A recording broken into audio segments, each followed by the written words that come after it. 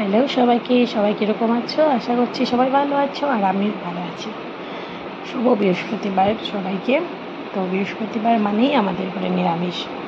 আজকে নিরামিষ কী কী আয়োজন করেছি সবাইকে অল্প দেখিয়ে দিব।